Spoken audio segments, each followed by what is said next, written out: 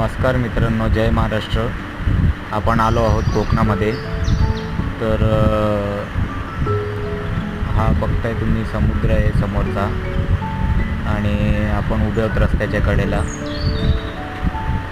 तुम्हाला झूम करून दाखवतोय आणि इथे बाजूला सर्व ग्रीनरी आहे आणि हा रस्ता आहे आणि निसर्गरम्य कोकणातला वातावरण.